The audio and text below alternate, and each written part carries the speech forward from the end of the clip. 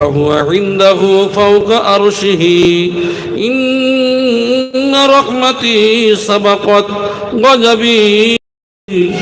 وقال الله تعالى في كلامه المجيد والفرقانه الحميد إن الله وملائكته يصلون على النبي يا أيها الذين آمنوا صلوا عليه وسلموا تسليما. اللهم صل وسلم وبارك على عبدك رسولك الكريم رحمة للعالمين شافع المذنبين سيدنا ومولانا ونبينا محمد وعلى آله وأهل بيته وأولاده وذريته وأزواجه وصحابه وأوليائه وأمته أجمعين كما صليت وسلمت وباركت ورحمت على سيدنا إبراهيم وعلى آل سيدنا إبراهيم إنك حميد مجيد. معزز محترم उलामाए किराम अल्लाह वाला मुत्तकी परहेजगार बाबा আমার ভাইরা পর্দার অন্তরালে আমার শ্রদ্ধার ও সম্মানের পাত্রী মা বোনেরা মহান রব্বুল আলামিনের দরবারে অসংখ্য শুকরিয়া যে আল্লাহ পাক রব্বুল আলামিন আমাদের এই পবিত্র মজলিসে আসার বসার তৌফিক দিয়েছেন। প্রত্যেকেই শুকরিয়া আদায় করি, বলি আলহামদুলিল্লাহ। সেই মহামানব রসুল পাক সাল্লাল্লাহু আলাইহি ওয়াসাল্লামের দরবারে প্রত্যেকের কোটি কোটি দরুদ ও সালাম বর্ষিত হোক। প্রত্যেকেই বলি আল্লাহুম্মা আমিন, আল্লাহুম্মা আমিন। ভাই আমার, কোনো বেশি ভূমিকা ছাড়াই আপনাদের সম্মুখে কিছু কথা আলোচনা রাখবো ইনশাআল্লাহ, আল্লাহ যদি তৌফিক দান করেন। কারণ আজকে রোজার বিষয়ে কিছু আলোচনা করব, সেইভাবেই তৈরি হয়েছিলাম। আমাদের মৌলানা সাবির সাহেব, আমি যতটুকু শেষের দিকে শুনলাম আলহামদুলিল্লাহ যথেষ্ট পরিমাণে ভালো কথা বলেছেন। এই জন্য করে আমি অন্য দিক থেকে আবার কিছু আলোচনা রাখবো, যেহেতু ঈশার পরে 1 থেকে 2টা বক্তা থাকলেই যথেষ্ট হয়, ঠিক কিনা? তো যাই হোক, আমরা এখানে পুরানো মজলিস যার কারণে আদর করে বলেন তাই আমরা আসি। খুব কম সময়ের মধ্যে কিছু কথা আলোচনা রাখবো, আল্লাহ যদি তৌফিক দান করেন। আমরা সেটা ধীর স্থিরভাবে নেব এবং তার সঙ্গে আমল করার চেষ্টা করব, বলি ইনশাআল্লাহ। আল্লাহ পাক রব্বুল আলামিন তিনি জানাচ্ছেন সূরা জুমারের 53 নম্বর আয়াত থেকে, হে আমার বান্দাগণ, যারা অপরাধ করেছ, যারা অন্যায় করেছ, যারা কোনো পাপ করেছ, আল্লাহর রহমত থেকে তোমরা নিরাশ হও না। আল্লাহর রহমত হতে তোমরা নিরাশ হও না। নিশ্চয়ই আল্লাহ সমস্ত গুনাহ ক্ষমা করেন। সমস্ত গুনাহ ক্ষমা করেন কি? আল্লাহ। আমরা তো ইমাম সাহেবরা প্রায় দোয়া চাই, হ্যাঁ, ইমাম সাহেবরা নামাজেই দোয়া চাই। কুল ইয়া ইবাদিয়াল্লাযীনা আসরাফু আলা আনফুসিহিম লা তাকনাতু মির রাহমাতিল্লাহ ইন্নাল্লাহা ইয়াগফিরুয যুনুবা জামিআ ইন্নাহু হুয়াল গফুরুর রহিম। দোয়া শুনি না ইমামের মুখে? আমার ভাই জানেরা, আল্লাহ পাক রব্বুল আলামিন কালামুল্লাহ শরীফের মধ্যে জানিয়ে দেন, ও আমার বান্দা বান্দিরা, তোমরা জীবনে অনেক গুনাহ করে ফেলেছ, অন্যায় করে ফেলেছ, অপরাধ করে ফেলেছ। আমি আল্লাহ পাক রব্বুল আলামিন তোমরা আমার আশা থেকে নিরাশ হও না, নিরাশা হয়ে যেও না। আমি আল্লাহ আমার কাছে ক্ষমা চাও, আমি আল্লাহ ক্ষমা করে দেব। জোরে বলি সুবহানাল্লাহ। ও আমার ভাইজানেরা, দাহিয়াতুল কলবি আল্লাহর নবীর একজন সাহাবী ছিলেন, যিনি প্রথম অবস্থায় ইসলাম গ্রহণ করেন নাই। দাহিয়াতুল কলবি নিজের বিবির পেটে যখন বাচ্চা ছিল, সফরে ব্যবসার উদ্দেশ্যে চলে গিয়েছিলেন। ওই বাচ্চা যখন প্রসব হলো, 4 বছর বয়স হয়ে গেল, দাহিয়াতুল কলবি নিজে বাড়িতে যখন আসলেন, আসার পরে আমার ভাইজানেরা তিনি দেখতে পেলেন আমার কলিজার টুকরা সন্তান আমার কাছে আসে, আমার মোহাব্বত করে, ভালোবাসে, জড়িয়ে ধরে বাপের চুম্বন দেয়। কিন্তু তখন আরবের নিয়ম নীতি ছিল, মহিলাদের প্রতি সঠিক বিচার করা হতো না। একমাত্র মহিলাদের সম্মান যদি দিতে হয়, সেই সম্মান ছিলেন হযরতে রাসূল আকরাম সাল্লাল্লাহু আলাইহি ওয়াসাল্লাম। আমার ভাইজানেরা, এই যে সম্মান দিয়েছেন ইসলাম, আমি আপনি যদি পূর্বের ইতিহাসের কথা মনে করি, স্পেনের সভ্যতার ইতিহাসের কথা যদি মনে করি, বাবেল সভ্যতার ইতিহাসের কথা যদি মনে করি, যদি কোনো পুরুষ অন্যায় করত, তার বিবি এবং তার মেয়ে এইরকম ধরনের তাদের মহিলাদেরকে শাস্তি দেওয়া হতো। আবার কি করা হতো, এমনকি ওই সমস্ত ইতিহাসের দিকে লক্ষ্য করলে দেখা যায়, কিছু মহিলা যদি অন্যায় করে তাদের জ্যান্ত পুঁতে ফেলে দেওয়া হতো। আমার ভাইজানেরা, সেই নিয়ম নীতিতে দাহিয়াতুল কলবি নিজের কলিজার টুকরা সন্তান আরবের নিয়ম নীতি অনুযায়ী বললেন, ও আমার বিবি, এই বাচ্চা আমার কাছে এসে যে মহাব্বত করে, আমার শরীরে পাখার বাতাস করিয়ে দেয়, কে এমন এই বাচ্চা? বলেছিল, গো আমার প্রাণের স্বামী, যখন এই বাচ্চা পেটে ছিল তখন তুমি অন্য জায়গায় ব্যবসার উদ্দেশ্যে চলে গিয়েছিলে, এটাই অন্য কেহ নয়, এ হলো তোমার বাচ্চা। মা কিছুদিন যাবত এটা প্রকাশ করেন নাই। কেন? কারণ আরবের নিয়ম নীতিতে যদি মহিলা হয় জ্যান্ত কুঁদে ফেলা হবে, এই জন্য করে তিনি প্রকাশ করেন নাই। কিন্তু তার বাপের মুখের কথা শুনে মনটা বিগলিত হয়ে গেল। বিগলিত হয়ে যাওয়ার পরে ওই সময় প্রকাশ করে দিল, রে আমার প্রাণের স্বামী, এই মেয়েটা অন্য কেহ নয়, এই মেয়ে হলো তোমার মেয়ে। এই যে এত সুন্দর দেখতে, ঠিক তোমার মতো দেখতে, যার কারণে এই মেয়ের নাম দিয়েছি জামিলা, সুন্দরী বলে তাই এর নাম দিয়েছি জামিলা। মাথায় রাগ উঠে গেল, যে আরবের নিয়ম নীতি রয়েছে এই চিন্তা ভাবনা করে সঙ্গে সঙ্গে বিবিরে বলল, বিবি, সুন্দর পোশাক পরিয়ে দাও। পোশাক পরিচ্ছদ করিয়ে দেয়া হলো। নিজের কলিজার টুকরা সন্তানকে নিয়ে মরু ময়দানের দিকে আগিয়ে যাচ্ছে। বাপ আগিয়ে আগিয়ে যায়, মেয়ে একবার সামনে দৌড়ায়, একবার পিছনে চলে আসে, আবার সামনে দৌড়ায়। দেখবেন বাবা মার সঙ্গে যখন কোনো সন্তান যায়, ঠিক সন্তানগুলি এইরকমই হয়, একবার আগে যায়, একবার পরে যায়। গন্তব্যস্থলে পৌঁছে গেল। গন্তব্যস্থলে পৌঁছে যাবার পর সেই জায়গায় গর্ত করতে শুরু করেছেন। আমি কথাটা যদিও খুব ছোট্ট করে উদাহরণস্বরূপ বলবো, গর্ত করতে শুরু করে দিয়েছেন।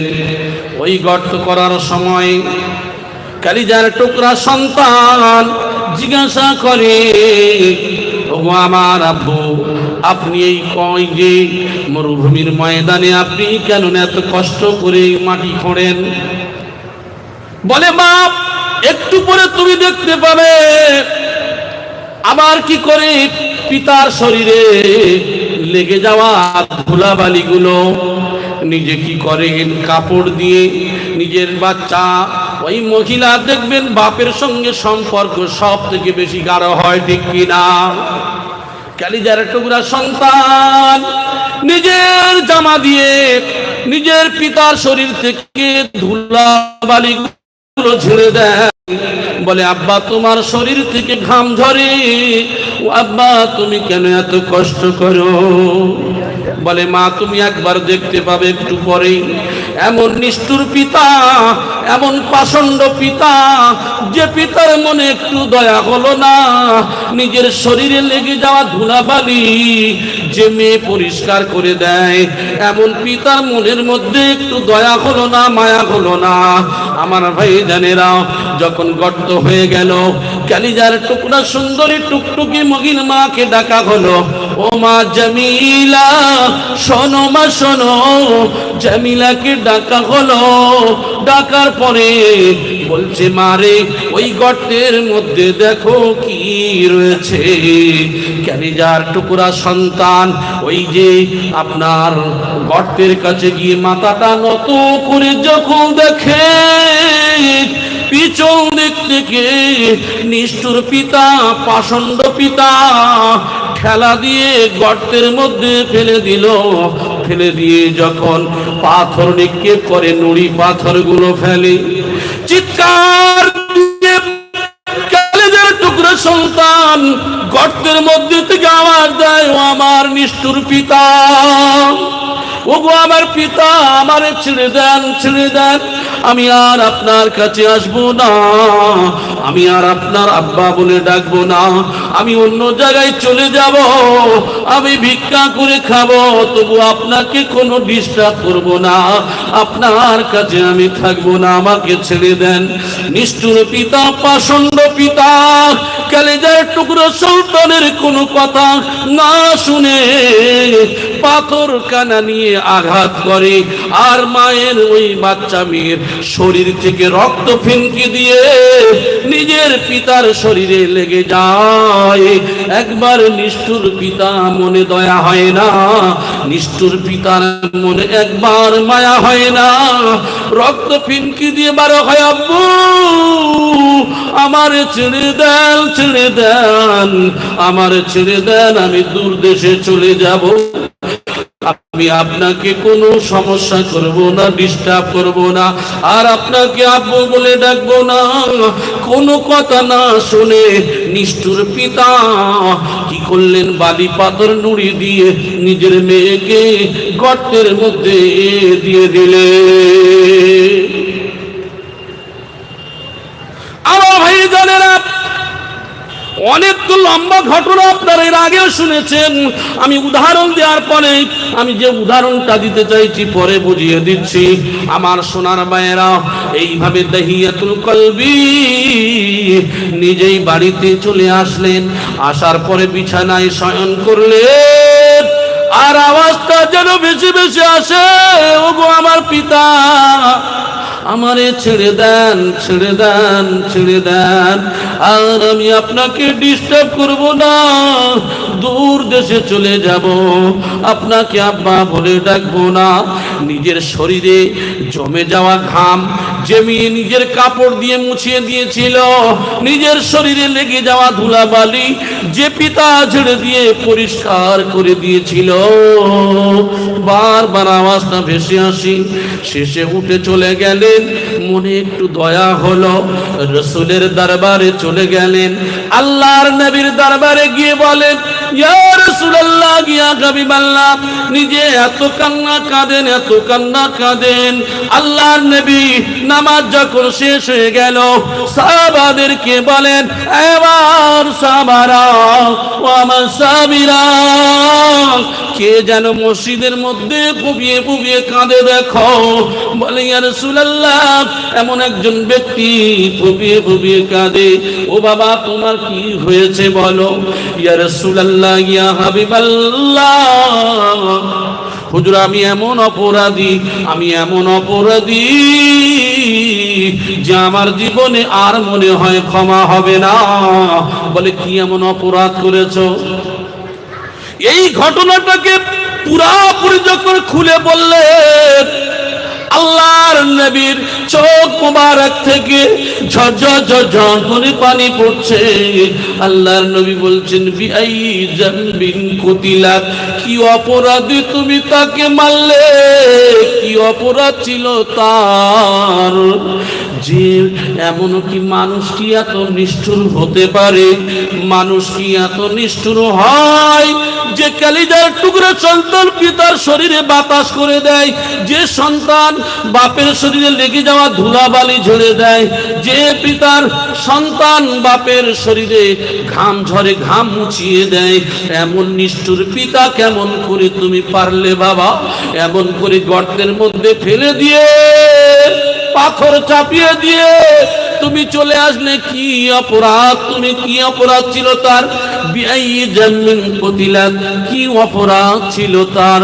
আল্লাহর নবীর চোখ মুবারক থেকে পানি পড়ে, আল্লাহর নবীর চোখ মুবারক থেকে পানি পড়ে। আল্লাহর নবী তো মহিলাদেরকে সব থেকে বেশি ভালোবাসতেন, মহিলাদেরকে সম্মান তো আল্লাহর রাসূল দিয়েছেন। ওই সময় বলেছিল, দাহিয়াতুল কলবি, তুমি যে সময় তোমার মেয়েকে মেরেছো, ওই সময় বলছি, ইয়া রাসূলুল্লাহ, আমি তো এত বড় অপরাধী, আমার মনে হয় এই গুনাহ মাফ হবে না। আল্লাহর নবী বললেন, ও বাবা দাহিয়াতুল কলবি, শোনো, যে সময় তুমি এই কাজটা করেছিলে সেই সময় তুমি ছিলে মুশরিক। যে সময় এই কাজ করেছো, তোমার তো আরবের নিয়ম নীতি তখন তো এই মুশরিকি নিয়ম নীতি ছিল, এই নিয়ম নীতিতে মেয়েদের কোনো সম্মান ছিল না। সেই সময় তুমি অপরাধ করেছো।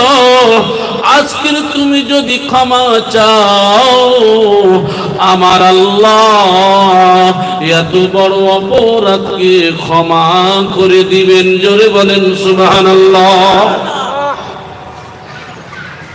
এত বড় অপরাধ করেছিল। আল্লাহর নবী বলছেন, ও দাহিয়াতুল কলবি, আজকের যখন তুমি কলেমা পড়ে নিয়েছ, এত বড় অপরাধকে আমার আল্লাহ ক্ষমা করে দিয়েছেন।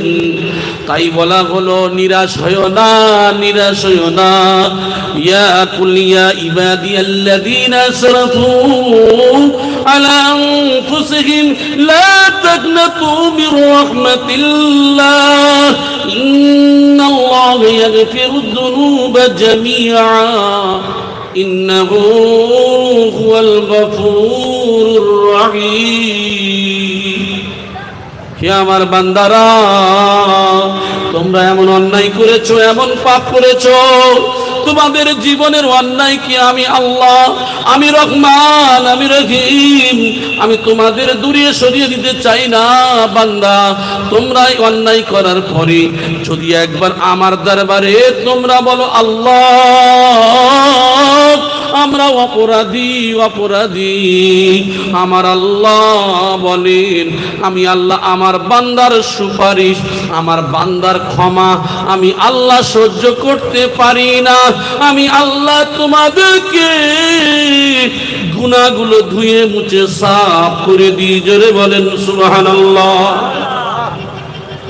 বলা হয়েছে, ইহতিসাবান গুফিরা লাহু মা তাকদ্দামা মিন জামবিহি। হাদিস তো অনেক বড়, আমি দুটো একটা শুধু কেটে কেটে অংশ বলবো। এই যে মাহে রমজানুল মুবারক মাস আসছে, এই রমজান মাসে সমস্ত গুনাহগুলো মাফ করে দিবে। একজন রোজাদার যত কিছু আমল করে, যত ইবাদত করে, সে নিজের জন্য করে, আর রোজা যখন রাখে, এটা আমি আল্লাহ আমার জন্য এরা রাখে। সমস্ত ইবাদত বান্দেগি গুলো যখন করো, 10 গুণ থেকে 700 গুণ পর্যন্ত সওয়াব তোমাদেরকে দেয়া হয়। আর রোজার সওয়াব স্বয়ং আমি কারোর হাতে দায়িত্ব দিই না, আমি আল্লাহ এ দায়িত্ব নিজে হাতেই পালন করি। আমার বান্দারা যখন আমার কাছে এই আমার জন্য রোজা রাখবে, আমি আল্লাহ তাদের জীবনের কত নেকি দেব আমি আল্লাহই দেব, তা তো তোমরা কল্পনা করতে পারবে না। আল্লাহর নবীর সাহাবা হযরত আবু বকর রাদিয়াল্লাহু তাআলা আনহুর মেয়ে হযরত আসমা বিনতে আবি বকর রাদিয়াল্লাহু তাআলা আনহা, হযরত আবু বকর বলছেন, আল্লাহর নবী বলছেন, হে আসমা বিনতে আবি বকর, হে আসমা, তুমি যখন কোনো কিছু দান করবে ওই দানগুলি গুনে গুনে করবে না। ওই দান যদি গুনে গুনে করো আমার আল্লাহ গুনে গুনে সওয়াব দেবে, আর তুমি যদি না গুনেই করো আমার আল্লাহ কত সওয়াব দেবে তা তো তুমি জানো না। সেই মাস হলো রমজানের মাস। রমজান এই যে আমাদের রোজা রাখার মাস, এটাই আরবিতে বলা হয় সিয়াম। এই সিয়াম শব্দের অর্থ হলো বিরত থাকা। বিরত থাকা বলতে কিসে থেকে বিরত থাকবেন? বিরত থাকা মানে সঙ্গম, বিরত থাকা মানে শুধু কি আমার আপনার মনে করি দিনের বেলা কিছু না খাওয়া, না না না না, আল্লাহ যেগুলি নিষেধ করেছেন সেইগুলি থেকে আমার আপনার বেফায়েশ বেফুজুল কথাবার্তা থেকে সমস্ত নাজায়েজ এমন কাজ থেকে আমাদের বিরত থাকার নাম হলো রোজা। আমার ভাই জানেরা, রমজান মাসে আমার আপনার এই সমস্ত কাজ থেকে বিরত থাকতে হবে। আজকের ট্রেনিং এর মাস হলো রমজান মাস। এই রমজান মাসে যারা ট্রেনিং সঠিকভাবে নিতে পারবে তাদের জীবনে পূর্বের সমস্ত গুনাহকে আল্লাহ মাফ করে দিবে। আমরা মনে করি আমি তো জীবনে অনেক বড় বড় গুনাহ করেছি, আমি তো অনেক মানুষকে মার্ডার করেছি, আমি অনেক মানুষকে তো সারা জীবন হক মেরেছি, আমি তো অনেক জীবনে অনেক কিছু করেছি, আর চিন্তা করি আমার জীবনে হয়তো পাপ মাফ হবে না। এই চিন্তা ভাবনা করে আমরা সেই পাপ আবার করতে থাকি। তাই আল্লাহ জানিয়ে দিলেন, বান্দা তুমি যদি এই জমিন থেকে নিয়ে গুনাহ করতে করতে আসমান পর্যন্ত হয়ে যায়, আর আল্লাহর কাছে বান্দা যদি বলে আল্লাহ আমি অপরাধ করেছি আমার ক্ষমা করে দেন, আল্লাহ পাক রব্বুল আলামিন এই অপরাধগুলিকে ধুয়ে মুছে সাফ করে দেন। জোরে বলেন সুবহানাল্লাহ। শুধু আল্লাহ শিরকের গুনাহ মাফ করতে চায় না। কারণটা কি? পৃথিবীতে আল্লাহর সমপরিমাণ যদি কাউকে বানানো হয় আল্লাহ সহ্য করেন না কেন? তার কারণ হলো এটাই যে পৃথিবী সবার সাহায্য নিয়ে চলে, আল্লাহ কিন্তু কারোর সাহায্য ছাড়াই সবকিছু করেন। জোরে বলেন সুবহানাল্লাহ। সেই আল্লাহর সমপরিমাণ যদি বানানো হয় আল্লাহ এটাকে সহ্য করতে পারেন না। আমার ভাই জানেরা, এইবার আমি আপনাদেরকে বলবো, নিশ্চয়ই তিনি বড় ক্ষমাশীল দয়ালু। আল্লাহর যদি দয়া না থাকতো, আল্লাহ যদি না ক্ষমা করতেন, আজকে আমাদের জীবনে কত পাপের সাগরে ডুবে যেতাম। একটা সন্তান এত অপরাধ করে, পিতা মাতার প্রতি এত অবিচার করে, দেখবেন সন্তান যখন বিপদে পড়ে ওই বাম্মা ছুটে যায় না? যায় না? কথা বলেন, বাম্মা ছুটে যায় কেন? সন্তানের নাড়ি ছাড়ার যন্ত্রণা মা জানে, এই জন্য করে রেগে যায়, কিন্তু তারপরেও মা যায়। আচ্ছা, কোন সন্তান যখন বিপদে পড়ে মা যখন না যায়, তাহলে ওই মায়ের কতটা রাগ হলে মা যায় না? এবার ভেবে দেখেন। যতই বড় বিপদ হোক সন্তানের জন্য মা আগে দৌড়ে যায়, কিন্তু মায়ের কতটা রাগ হলে ওই মা যায় না? একটু ভেবে দেখেন। তো আমরা যে দুনিয়ার মানুষ যে এত বড় বড় অপরাধী, আমরা এত বড় অন্যায়কারী, আল্লাহ যদি ক্ষমাশীল না হতেন, আল্লাহ যদি দয়ালু না হতেন, তাহলে আমাদের তো নিজেদের টিকিট নিজেরাই তৈরি করে নিতে পারতাম। জান্নাতে যাবেন না, জাহান্নামে যাবেন। এই জন্য করে আল্লাহ বলছেন, বান্দা তোমরা অন্যায় করার পথে একবার ক্ষমা চাও, আমি আল্লাহ ক্ষমা করে দেব। অথচ আমরা মানুষ কি করি না, আমরা ক্ষমা চাইতে পারি না। আমার ভাই, এ সম্পর্কে অনেক কথা রয়েছে। হযরতে আইয়ুব আলাইহিস সালাম সম্পর্কে আপনারা অনেক ঘটনাও শুনেছেন। মানুষ বিপদে পড়ার পরে অনেক পরীক্ষার সম্মুখীন হয়। আমরাও মানুষ, অনেক সময় অনেক পরীক্ষার সম্মুখীন হই, ঠিক কি না? আমরা পরীক্ষার সম্মুখীন হয়ে অনেকেই আল্লাহকে ভুলে যায়। আমি ব্যবসায় মার খেয়েছি, আমি চাকরিতে মার খেয়েছি, আমার আজকের এই ধনে সনে সব দিকে চলে যাচ্ছে, আমার ব্যবসা বাণিজ্যের ক্ষতি, আমার এই যে চাষবাস করেছি এই ক্ষতি, আল্লাহ আমাকে দেখতে পায় না। আল্লাহ পাক রব্বুল আলামিন বান্দার শুধু পরীক্ষা করার জন্য কিছু কাজ করে থাকেন। আল্লাযীনা ইযা আসাবাতুম মুসিবাহ ক্বালু ইন্না লিল্লাহি ওয়া ইন্না ইলাইহি রাজিউন। আল্লাহ পাক রব্বুল আলামিন জানিয়ে দেন, ও আমার বান্দারা, যখন তোমাদের সম্মুখে কোনো মুসিবত আসে, ওই বান্দার মুসিবত আসার পরে সে শুধু বলে আমরা এসেছি আল্লাহর জন্য, আল্লাহর কাছে ফিরে যাব।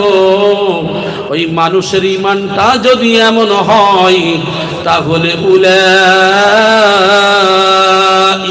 আলাইহিম সালাওয়াতুম মির রাব্বিহিম ওয়া রাহমা ওয়া উলাইকা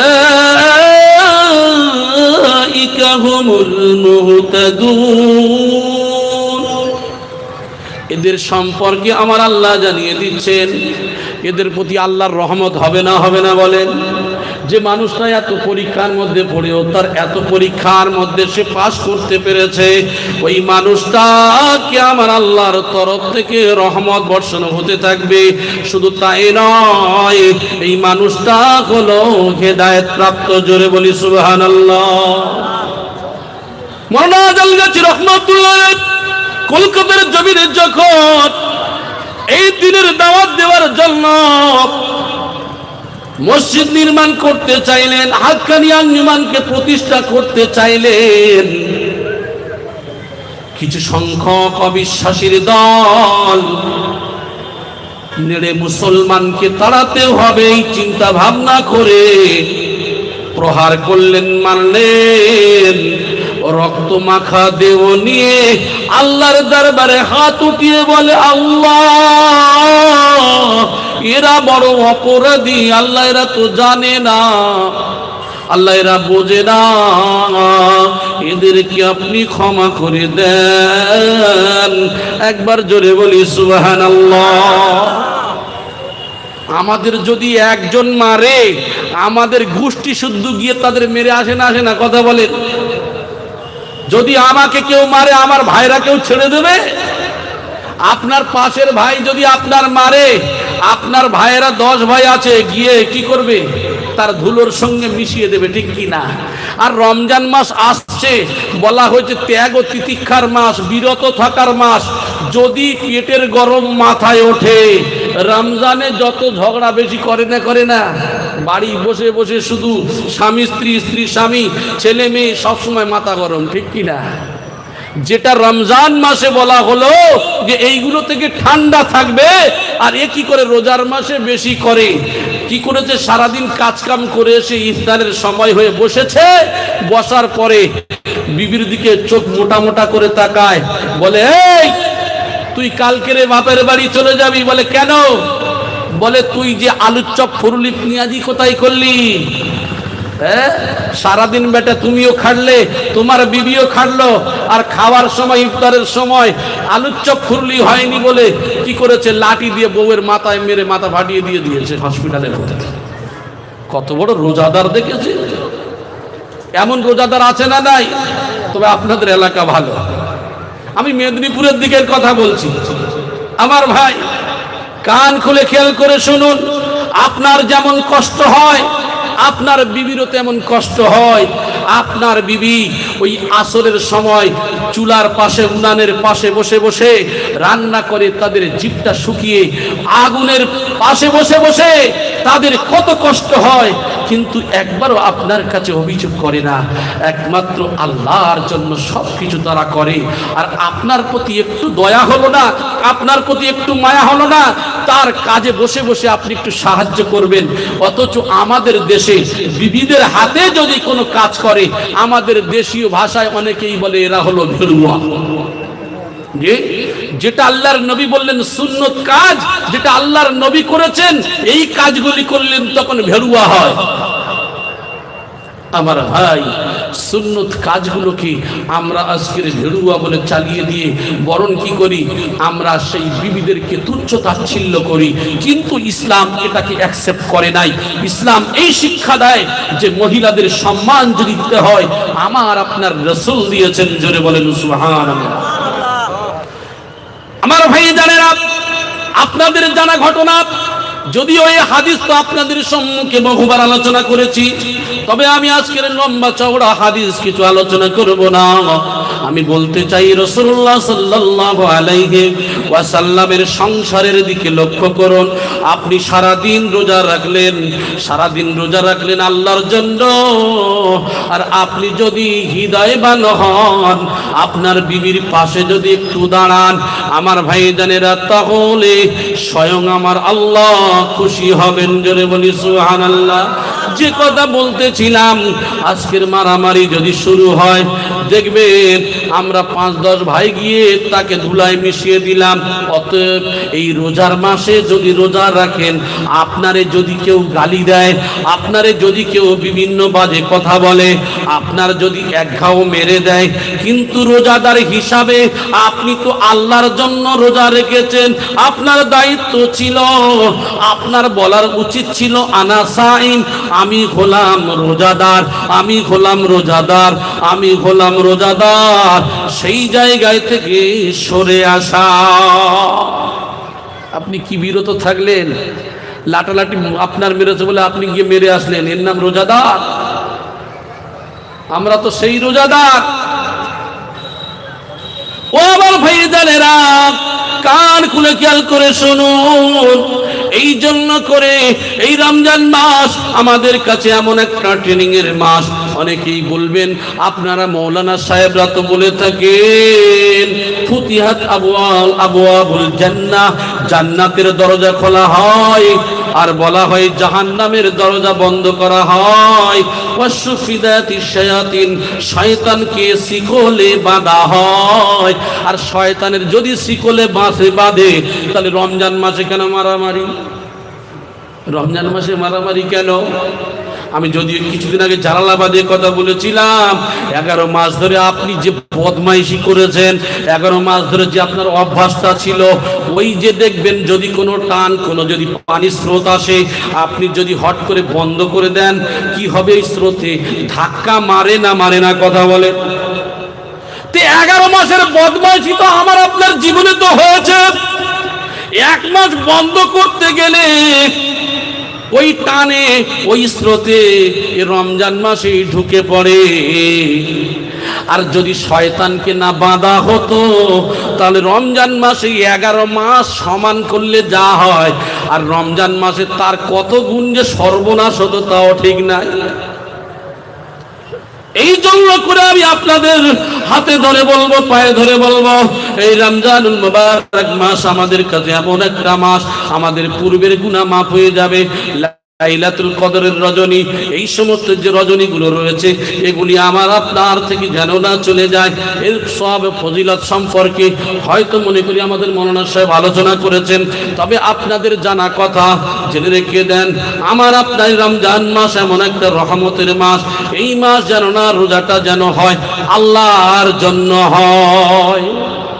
আমার ভাই জনেরা, তাই বলবো, وقل رب اغفر وارحم وأنت خير الراحمين। আমরা সবাই এই কথাই বলবো। কি বলবো বলো? হে আমার রব, হে আমার প্রতিপালক, হে আমার পরওয়ারদিগার, ক্ষমা করুন, দয়া করুন। আমরা আল্লাহর কাছে দোয়া চাই না। ওগো আল্লাহ আমাদেরকে ক্ষমা করুন, ওগো আল্লাহ আমাদেরকে দয়া করুন। আপনি তো দয়ালুদের মধ্যেই শ্রেষ্ঠ দয়াল। সুবহানাল্লাহ বলেন না কেন? আপনাদের রাগ হচ্ছে নাকি? আমি ছেড়ে দেবো, চিন্তা নেই। মৌলানা সাহেব আসলেই ছেড়ে দেবো।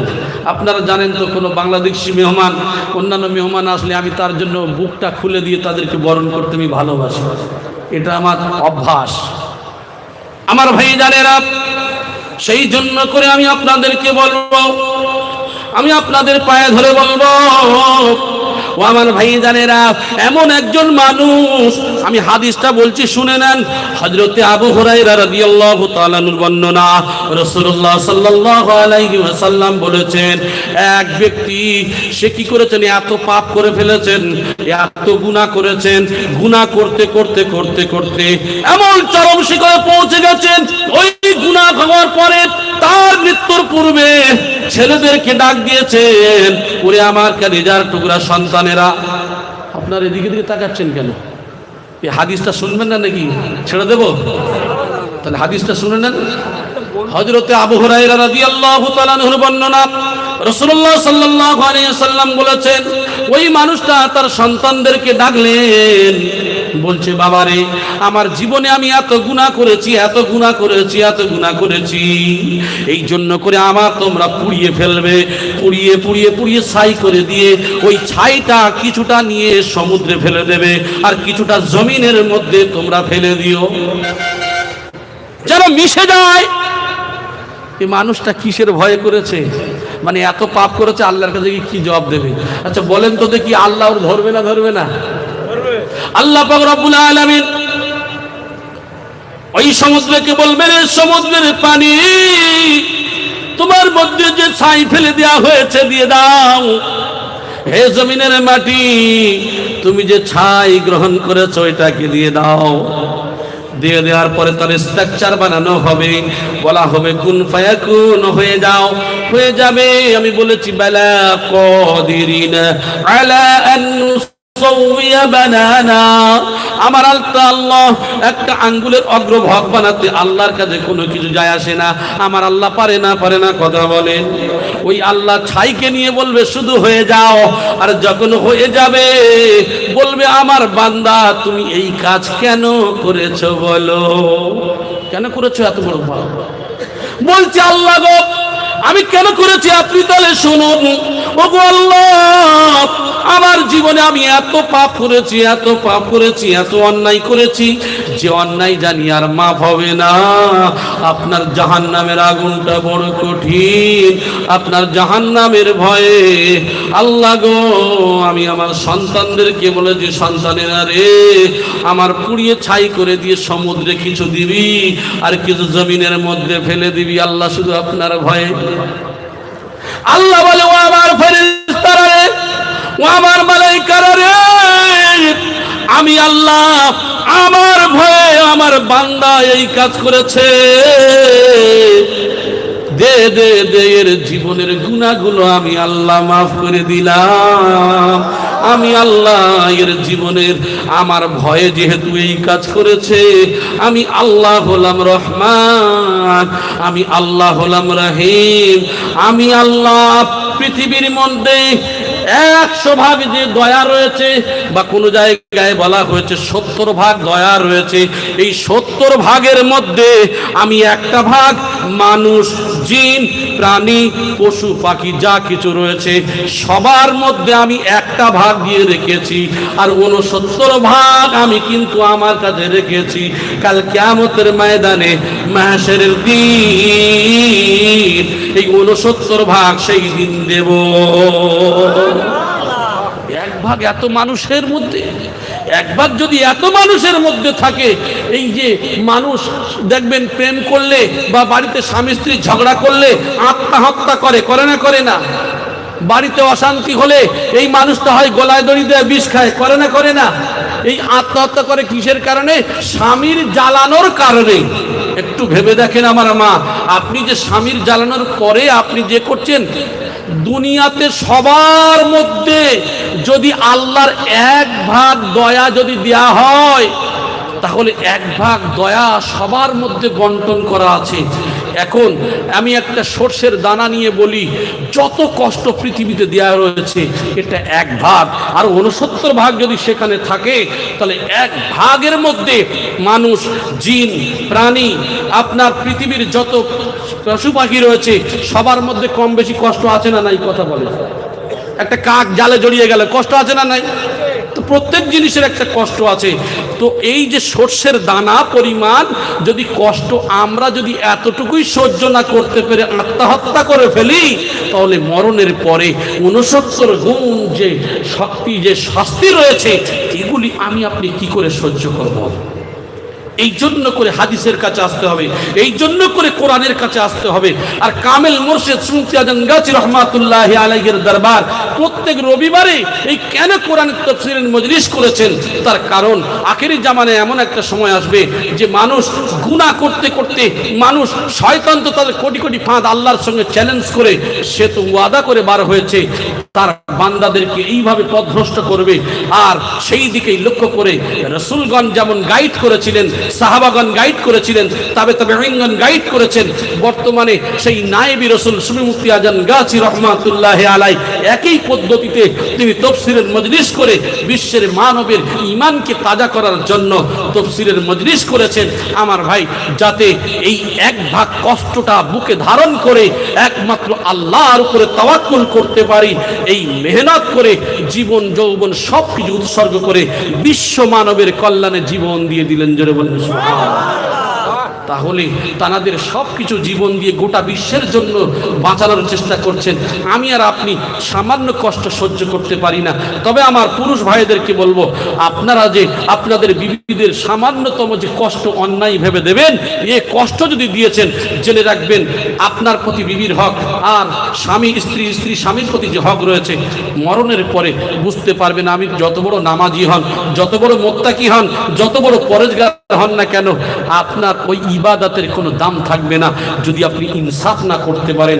তাকওয়া বলতে একটা দিক নয়, তাকওয়া বলতে আপনার চলা বলা, ওঠা বসা, সাংসারিক পারিবারিক রাষ্ট্রীয় চতুর্দিকের সমস্ত কাজগুলিকে সঠিক নিয়ম, সঠিক পদ্ধতিতে শরীয়ত মোতাবেক চলতে পারলে এটাই হলো আপনার তাকওয়া, এটাই হলো আল্লাহর ভয়।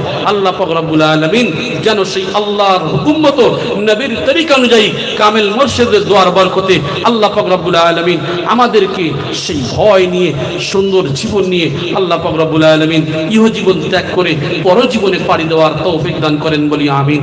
ভাষার মধ্যে বলার মধ্যে যদি কোনো বিয়াদবি হয় আল্লাহর ওয়াস্তে ক্ষমা করবেন। ওয়া আখিরুদ দাওয়ানা আনিল হামদুলিল্লাহি রাব্বিল আলামিন। মুহাব্বতের সঙ্গে দরুদ শরীফ পড়েন। আল্লাহু